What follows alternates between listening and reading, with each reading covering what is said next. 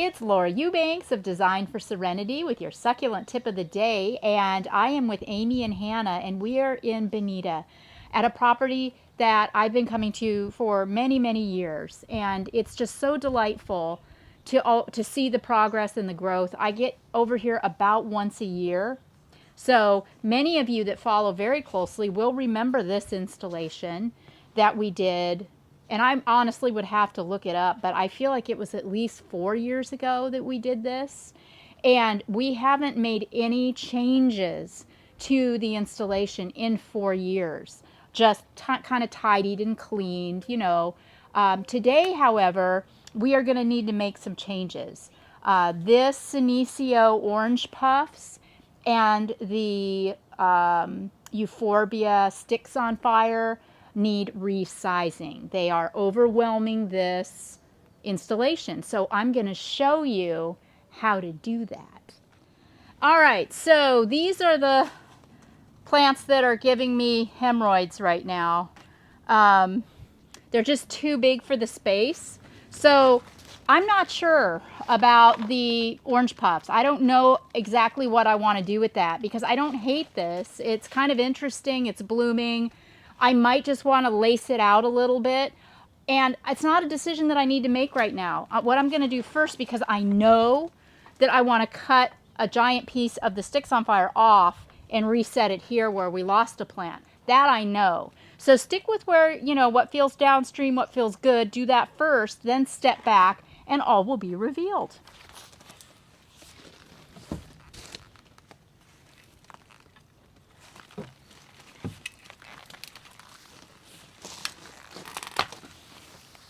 All right, so this cut, this is the easy part. This, once I get the ends cleaned up a little bit, is gonna go right here in this spot. This, I'm gonna cut up some more of the pieces, set them aside. We might find homes for them in other areas of the garden. I might donate them, I don't know. But this is all that I really want in this garden at this time.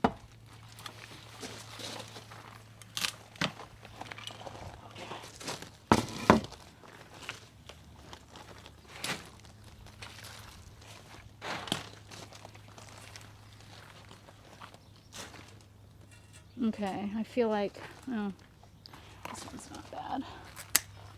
Okay, so we've got all I want. Now, if you want to throw me a shovel. Huh? Concerned about severing irrigation lines. We've got weed fabric down too, so I have to be really, really careful to identify where my irrigation is so I don't bust it. And remember too that these sticks on fire grow on a pretty significant taproot.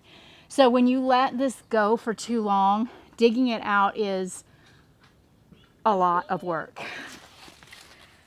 Well, I got it. Okay. Ugh. All right, so this big, giant, hot mess, we are going to put over here. Oh gosh, look at how much better that looks already back there in that corner. That area can really breathe. So now I am going to plant the big piece that I took off the top. And because there was another plant here earlier, I know that this is already plumbed with irrigation. We've got, you know, a hole in the weed barrier fabric already cut out. So now we get back to my rule. See how many of you can say it with me.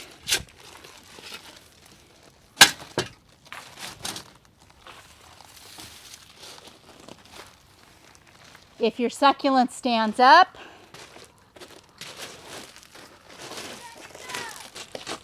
that is right. You have done your job.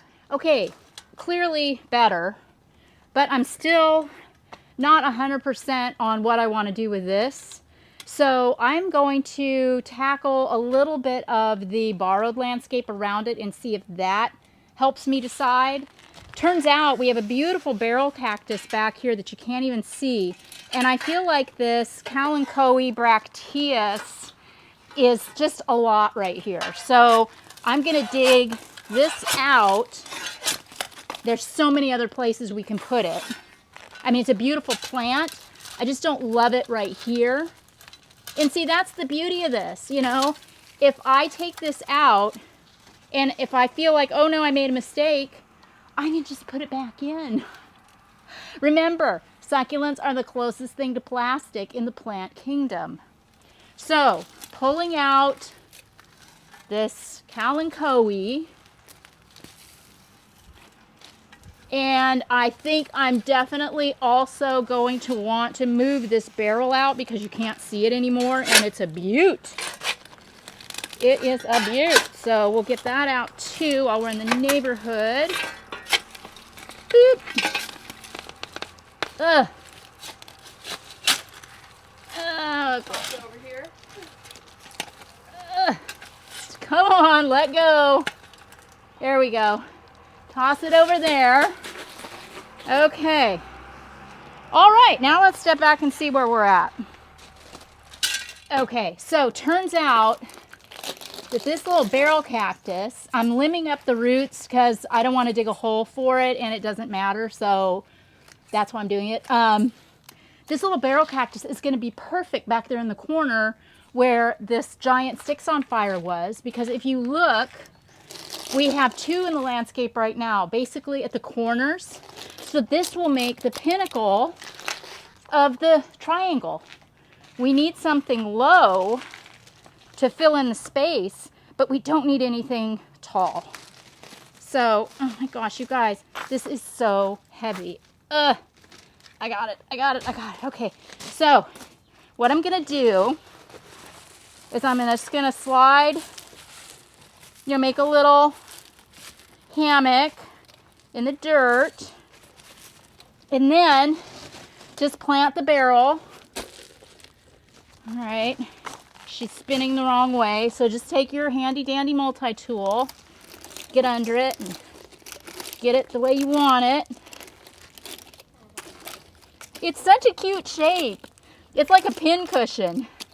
So adorable. So, how's that? Right? So much better. Okay, now through my guerrilla gardening process, I've identified that the only thing that's bugging me now about the Senecio is this branch right here. So I'm going to take off this branch. I'll go all the way back to the joint.